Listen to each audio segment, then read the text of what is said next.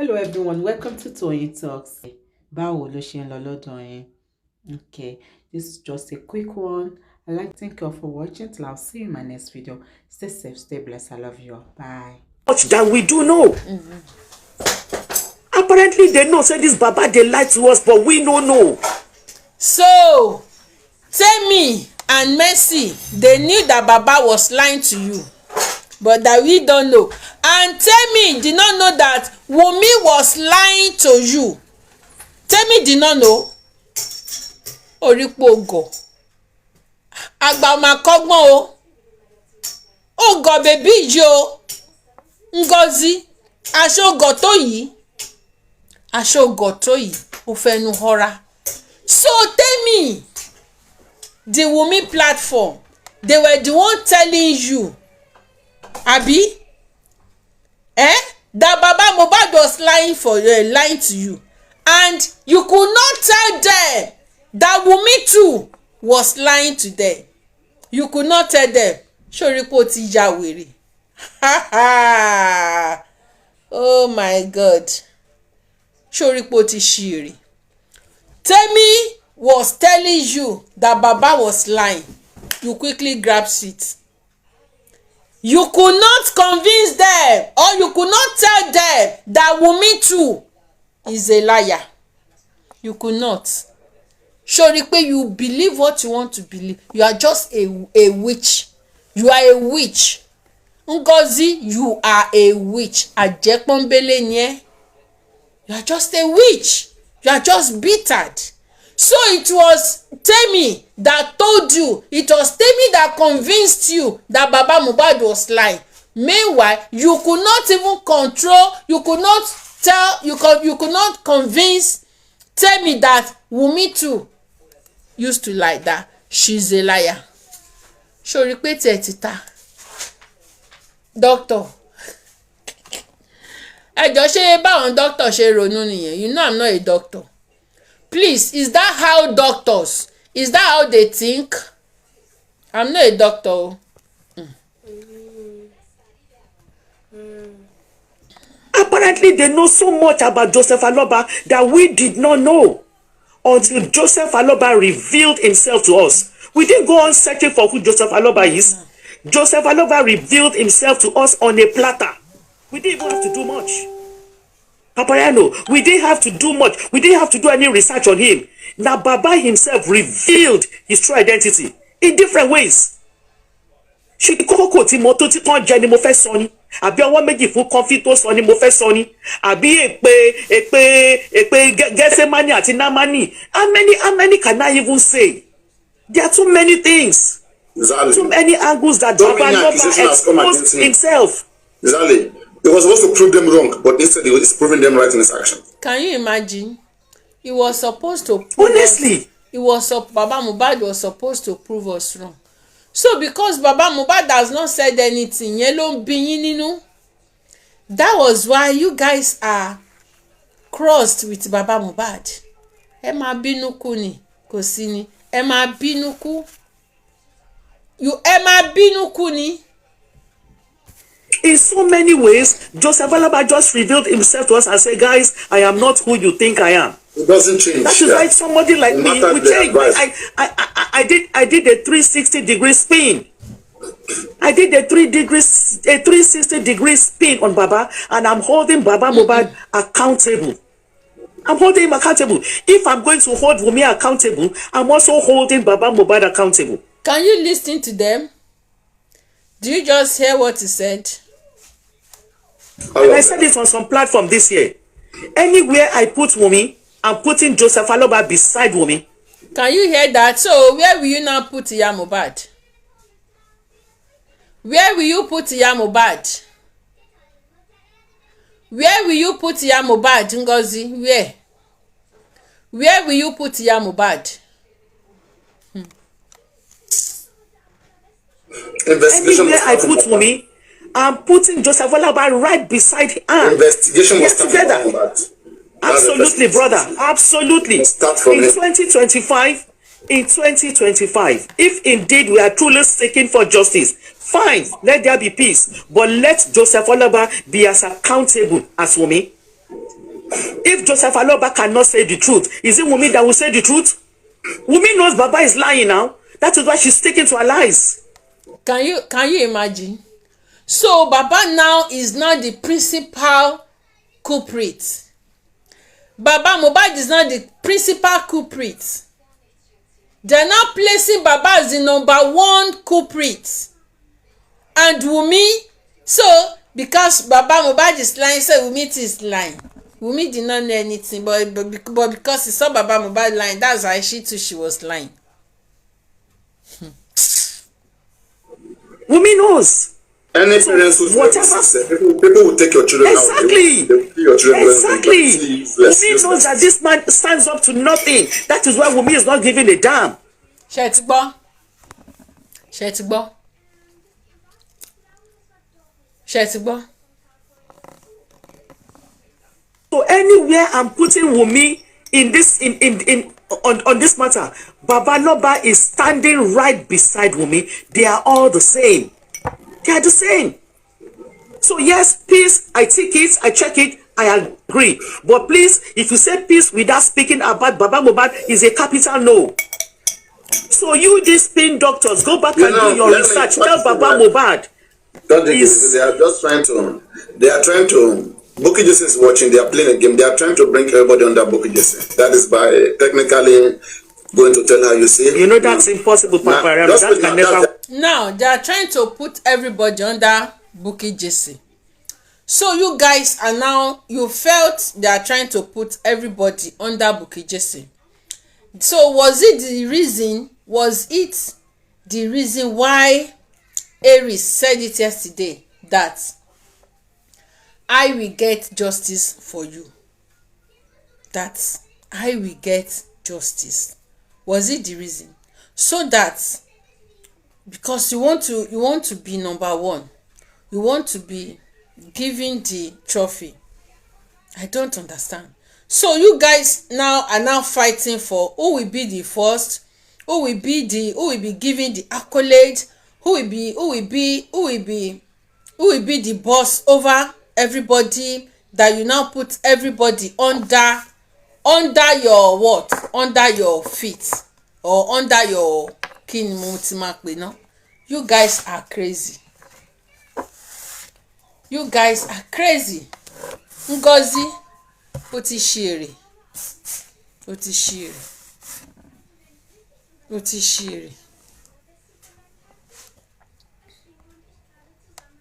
That's their game. I know what they're saying. That's their game. Nah, this can work. She's watching. She's watching everything that is happening. It can work. Yeah. Baba Muhbad needs to come out. You know, when everybody suddenly believe in Baba Muhbad, the accountability, all those, so they won't give it. Whatever he brings, nobody will drag him because you've agreed not talk about him.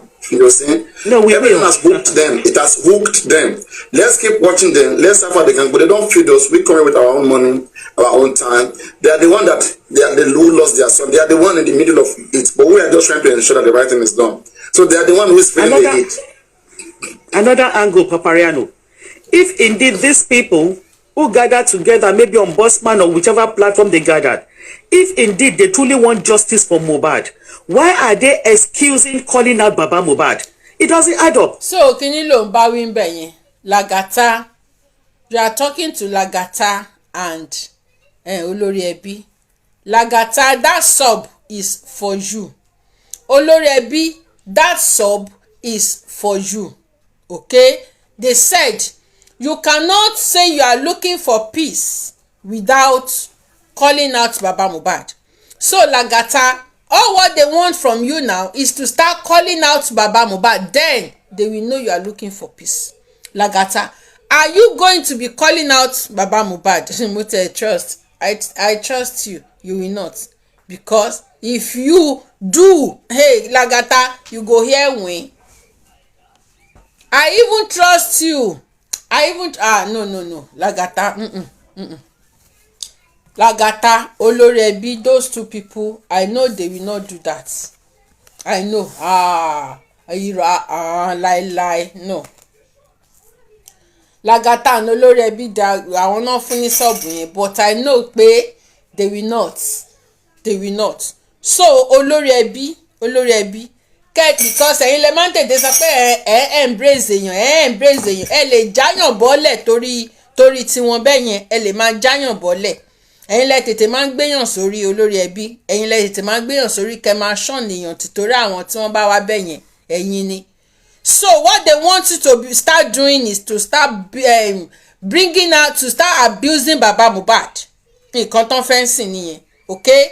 Since you have accepted and they saw that you have accepted, now they want you to start calling on Baba Muhbad. Kẹ́ ẹ̀ dẹ̀ máa fún wọn jẹ, kẹ́ ẹ fi Wunmi lẹ̀. So that nǹkan tán wá nìyẹn sìn. Olórí ẹbí in case tẹ́ bá gbọ́ mi or tí bóyá wọ́n bá crop ẹ̀. Ṣó ti yé yín, wọ́n fẹ́ kẹ́ wá máa bú Baba Muhbad. But I know you cannot do that. Èmi gan mo ti jẹ́rìí kó tó di pé bóyá kínní mo ti jẹ́rìí lẹ́yìn yín. I know you cannot do that. Lagata, I know you cannot do that. I know. So I will not say more than that. Tó mo mọ̀ pé olórí ẹbí ló máa sáré gbé àwọn ìṣẹ̀lẹ̀ bẹ́yẹn. Why are they excusing people calling out Baba Muhbad to come out to say what he knows about what happened to Muhbad? Can you imagine? Can you imagine?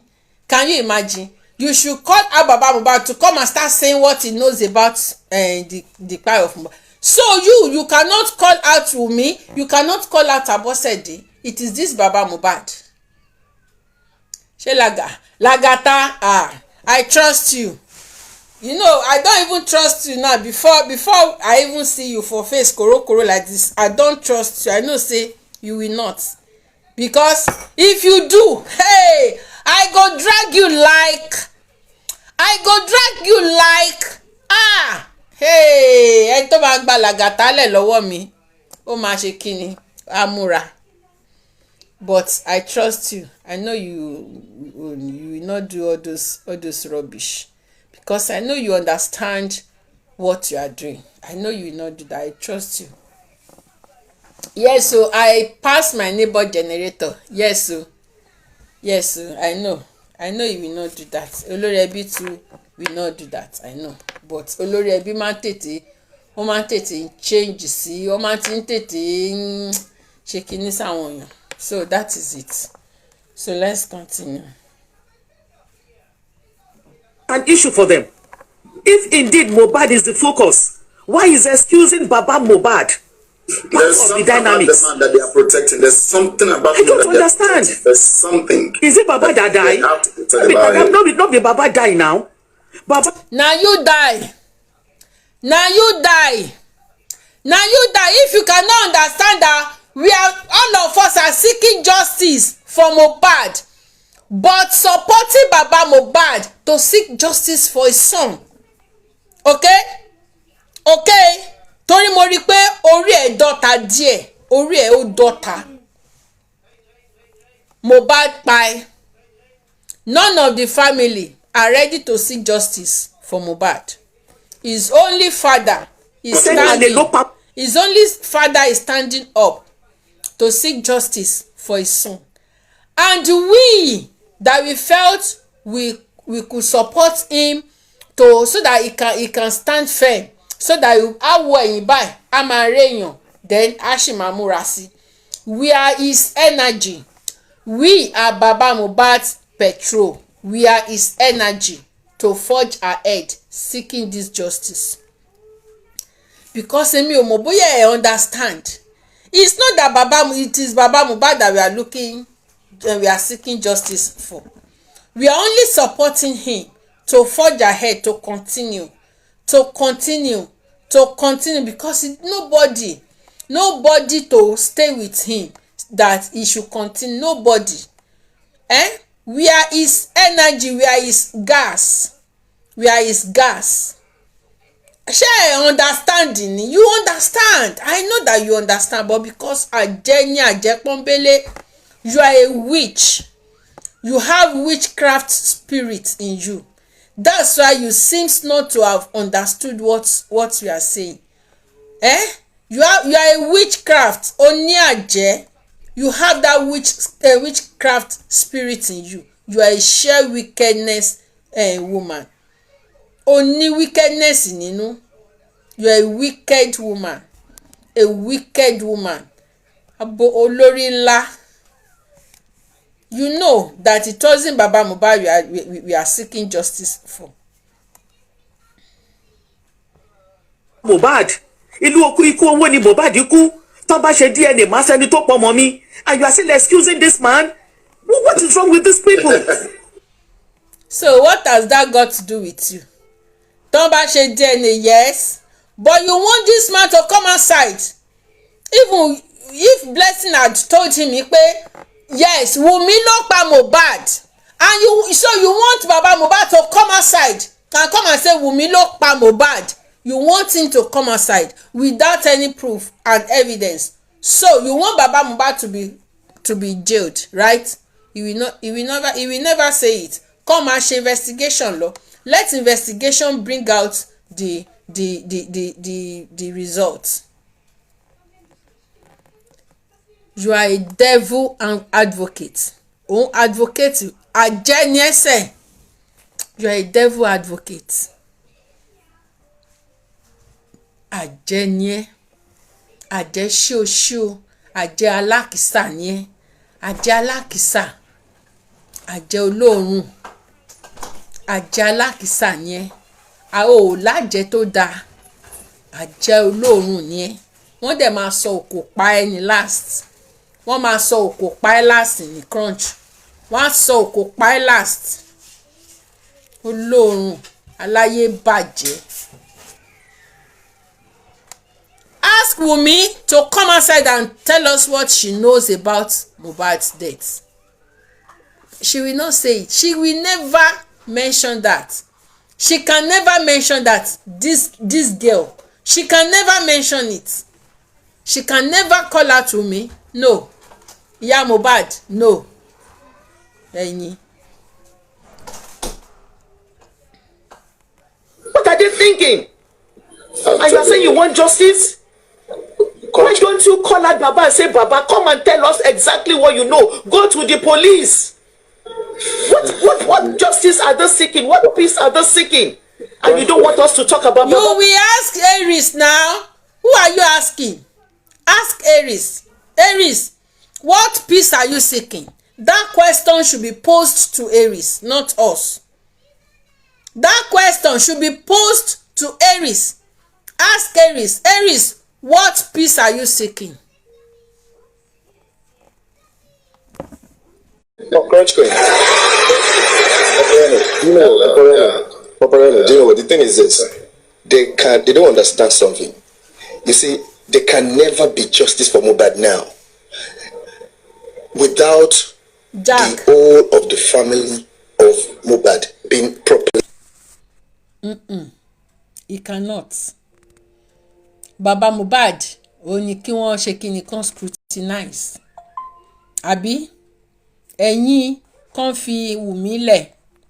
They should leave Wunmi. They should not disturb Wunmi, right? They shouldn't disturb Wunmi. Of the whole family of Muhbad, including Muhbad's father, Nigerian police, we call on the quick arrest of the whole family of Muhbad, including Muhbad's father, Nigerian police, we call on the quick arrest of the whole family of Muhbad, including Muhbad's father, Nigerian police, we call on the quick arrest of the whole family of Muhbad, including Muhbad's father, Nigerian police, we call on the quick arrest of the whole family of Muhbad, including Muhbad's father, Nigerian police, we call on the quick arrest of the whole family of Muhbad, including Muhbad's father, Nigerian police, we call on the quick arrest of the whole family of Muhbad, including Muhbad's father. Ṣé ń gbọ́rọ̀ jù lẹ́nu yẹn? Hope you heard what he said.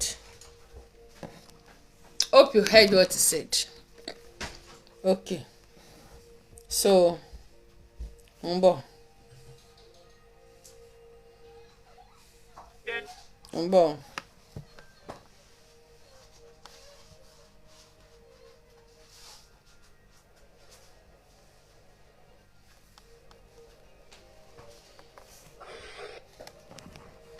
Mbo.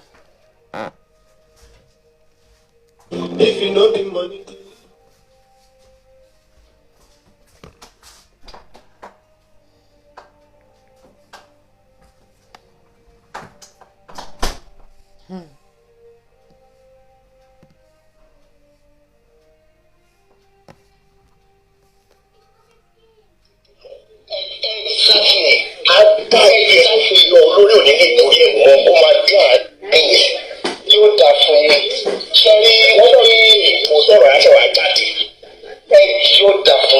Àti chairman.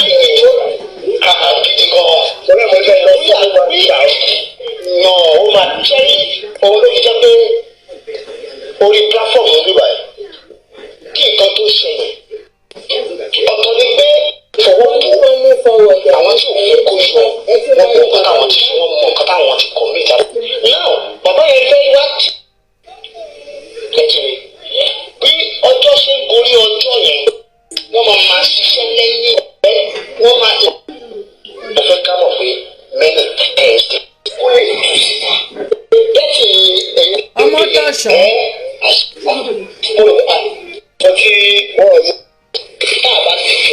Mi ò kàn fẹ́, I don't want to play everything, but mo wá ti chairman yẹn náà wà ń bẹ̀. Chairman too was castigating Baba Muhbad. Ó ló purọ́ ní Baba Muhbad. Ọmọ Tọ́ṣọ̀, ìwọ tó máa wà lọ́dọ̀ Tẹ́nílọ́ every time àti ọ̀dọ̀ Mr. Lati. All your narratives is just to castigate Baba Muhbad. Ó dẹ̀ sọ lánàá onítẹ́ni náà máa gbé kọ́ọ̀pù fún pé Tẹ́ni náà máa gbé kọ́ọ̀pù fún pé Tẹ́ni àti chairman náà máa gbé kọ́ọ̀pù fún àbórí yín ti dàrú Ọmọ Tọ́ṣọ̀. Sórí ẹ̀ ti dàrú, sórí ẹ̀ ti yí ni. Kí ló tẹ̀ máa ṣe gbogbo yín gan-an ẹ máa ṣe wọ́nranwọ̀nran káàkiri. Ẹ máa ṣe wọ́nranwọ̀nran Tẹ́ni náà máa gbé góòdì fún torí pé òun ló ṣiṣẹ́ jù torí ó ń ṣiṣẹ́. Kí ló tẹ̀ ń ṣe gbogbo yín gan-an? Trophy náà ló pè lánàá trophy. Ó ní Tẹ́ni náà máa gbé trophy fún. Ó kúrò ní trophy ó di trophy. Ó kúrò ní trophy ó di trophy. Òun náà máa gbé trophy fún. Ẹ̀yin aláyé bàjẹ́ gbogbo yìí. Ṣé dandan ni kẹ́ wá fún justice ni? Ṣé dandan ni kẹ́ wá fún justice ni? You cannot support Baba Muhbad, then get out. Get out. If you cannot support Baba Muhbad, ọmọ yín kọ́ ló kú. Ọmọ yín kọ́ ló kú. Ẹ lọ pa ọmọ yín. Ẹ lọ go and kill your son, go and kill your children. You cannot support Baba Muhbad. Get out of here. Get out. Get out. Ẹ̀yin idiot. You must support Baba Muhbad. Yes. Àwọn tèmi tẹ́ ń pariwo yìí. They are supporting Wunmi. Yes. Do they tell you ṣé Wunmi ló kú ni? But because they want to support Wunmi in order to evade justice, they are supporting Wunmi to destroy justice. We are supporting Baba Muhbad to getting justice. So àbórí yín ti dàrú ni. Sórí yín ti dàrú yín, ṣé ti ṣe rẹ̀ ti wọ́ wèrè ni. We are supporting Baba Muhbad to getting justice for Muhbad. Olórí burúkú crunch queen. So àwọn Temi ló ń lálẹ́ lọ́wọ́. Abájọ. You see that this crunch queen is working with Temi. You see, she has just exposed herself that she was working with Temi. She has just exposed herself pé this lady is working for Wunmi. Crunch queen is working for Wunmi. Ṣé ti rí? Temi ló máa ń lálẹ́ lọ́wọ́. Temi ló ń lálẹ́ Wunmi ló ń lálẹ́ Ngozi lọ́wọ́. Temi ni. Ṣebí gbogbo wa la gbọ́. Ṣebí gbogbo wa la gbọ́. Ọ̀dẹ̀. Idiot. Ìtìbọ̀rìbọ̀. Olódo. Olódo ni ẹ́. Idiot.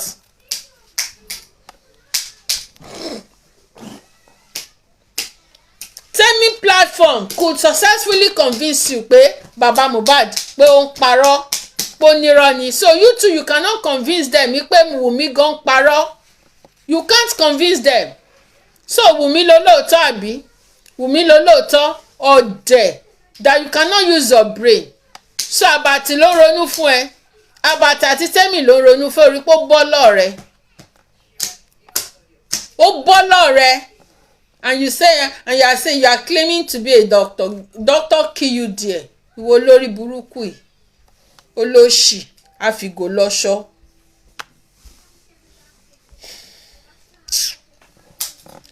You can send your request. Aláyé bàjẹ́ olóṣì. Bẹ́ẹ̀ kí n tẹ̀ máa lọ gan sef. Let me go. I will come back. Mo fẹ́ lọ sí supermarket. I want to go to the supermarket. So I might likely come back.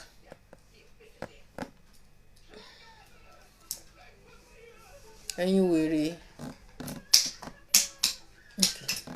Ẹ jẹ́ n gba guest bíi mélòó kan. Ẹ̀yin olóṣì. Lagata, good afternoon. Yes, o mo dárúkọ Lagata. Èmi mo dárúkọ Lagata ni. Torí pé Crunch Queen is referring to you and Lati because both of you were on kí lorúkọ ẹ̀ lánàá, and you were the one tí ó ń dárúkọ, you were on bossman's live yesterday. Yeah. So she was not referring to you pé even gbogbo yín tẹ́ sọ pé ẹ fẹ́ peace, wípé gbogbo yín tẹ́lẹ̀ fẹ́ peace. Okay, I'm coming. ń bọ̀ nà.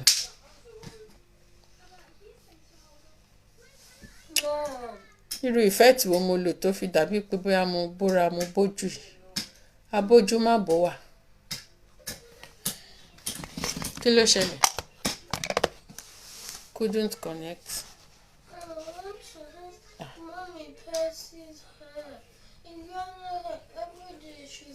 Waiting for Jeri. Mommy purses. Her hair always looks very fine. Good. You can even look. It's all fine. So, that's it.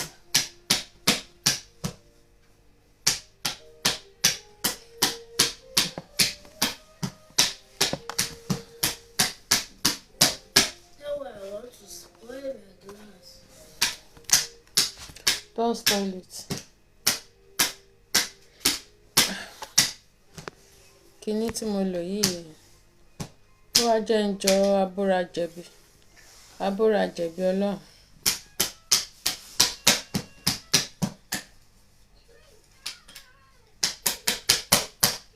Ó jẹ́ ń jọ abórajẹ̀bi Ọlọ́run. Ìfẹ́ tìyẹn náà wà. Sorry o. Lagata ẹ má bínú. Sorry. Mo ṣẹ̀ṣẹ̀ wọlé padà ni. Ó jáde tẹ́lẹ̀ mo ṣẹ̀ṣẹ̀ wọlé padà. Okay, the reason why I mentioned your name and Olórí Ẹbí's name was that Crunch Slave Ngozi was saying that even though those people that said that they are looking for justice, that they went to Bossman's platform yesterday, that if they cannot call out Baba Muhbad, if they cannot castigate him, if they cannot call him out to come out and give out the information he has with him, pé òun ò rí kankan, òun ò rí peace sí nǹkan tó ń wá. Obviously, that people come on live to talk whatever they like to say. You understand? And mi rò pé èèyàn jẹ́ ọmọ ọwọ́ àbáròbó tí ò ní mọ nǹkan tó ń ṣe. Call out Baba for what exactly? You understand? We have been in this journey from the beginning. And like I always say that we all have a different understanding to what happened and what we are fighting for, which is justice for Muhbad. So you understand? The only one man that is still standing, that is making this journey go forward, is still Baba Muhbad.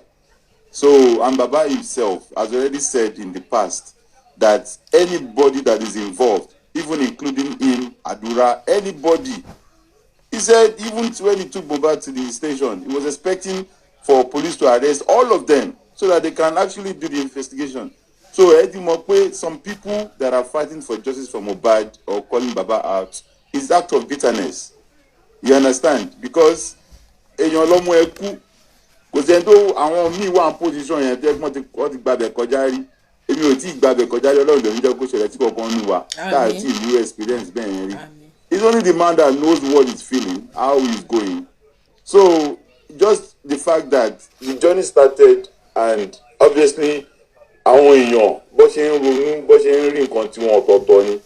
If you are not dealing with some people again, it does not mean that you have to now deal or go back, to that thinking that the next thing that will happen is to call Baba out. Call him out for what?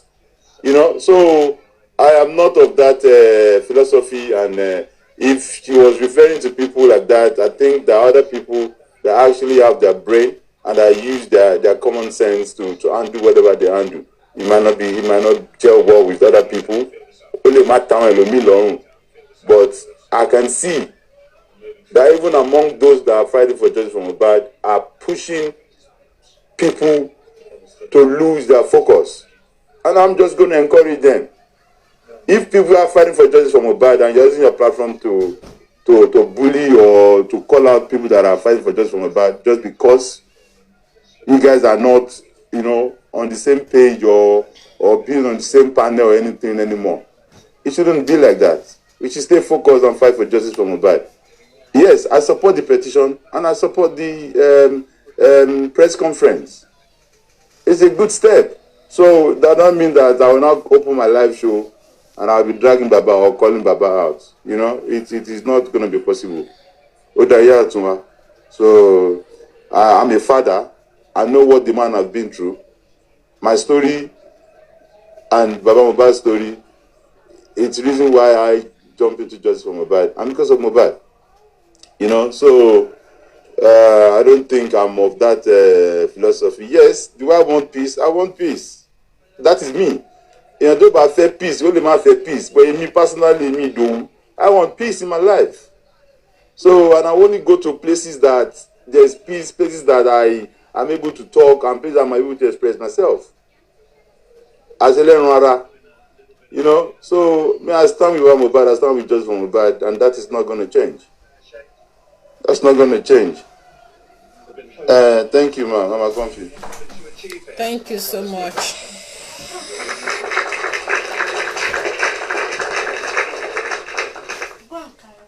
Thank you. Good morning, ma. Thank you, Lagata. God bless you. You stand for Baba Muhbad and you stand for justice. Thank you so much. God bless you. Good morning. Good morning, Mommy Comfy. Can I quickly say one or two things before I go out of here? Yes. All right. Thank you. On that, Ngozi, is what I want to say. Because yesterday, I was on your page on Facebook and I was listening to it. I felt so bad and I couldn't finish listening to it. I left. And I was talking about it that if I don't even know this morning you want to come and do show on them, but I just say, if I can talk to Mommy Comfy, that I don't like it. Let her bring it down because I don't like the way people is just. Especially that Olorina, the lady Ngozi Adeleye or whatever her name is. But that being said, Ngozi forgot something.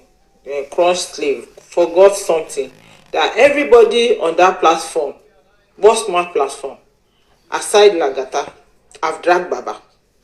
She really forget that everybody, including Bossman dragged Baba 3 days ago. Is that not dragging? Everybody on that platform, Mr. Lati have dragged Baba indirectly. Me, I see all of them there and I call them dead lions. Why did I say it? Who is fighting one another? In your house, in my house, there's peace. If you are seeking justice, everybody knows that you are seeking justice. Good afternoon, baby. Okay.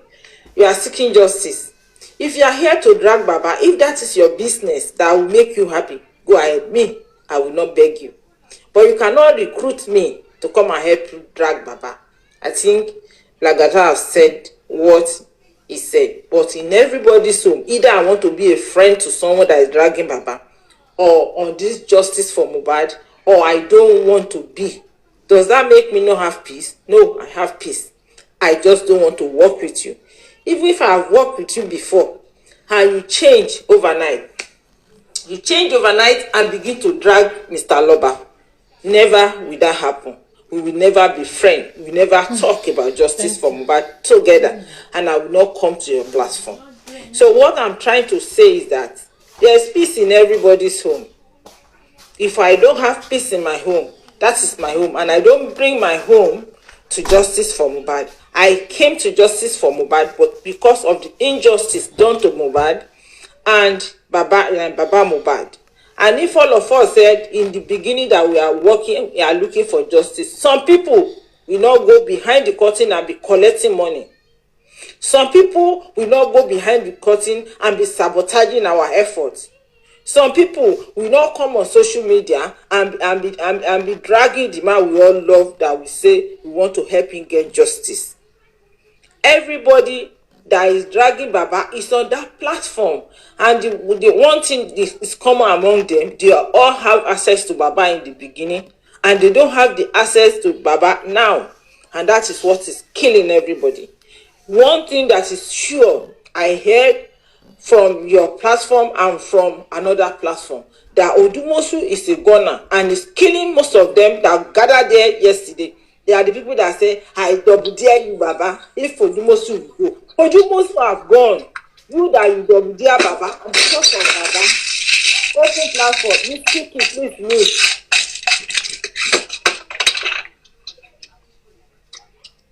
You that you say you double dare Baba, and because of Baba, you open your platform to come and say denigrating word against Baba. Ojúmọ́ wọ náà lọ ni.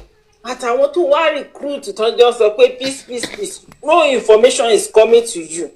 Your headquarter of information are closed. We close it, and it's forever closed on justice for Muhbad.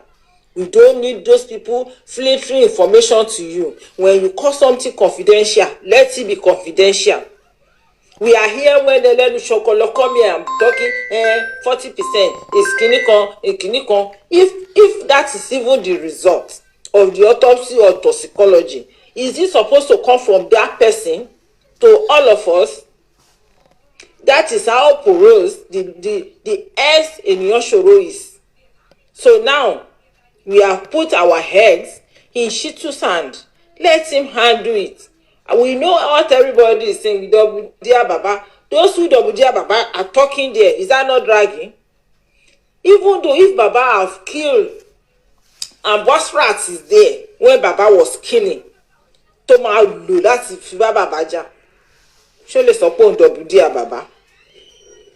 I miss for now, Miss Confi. Thank you.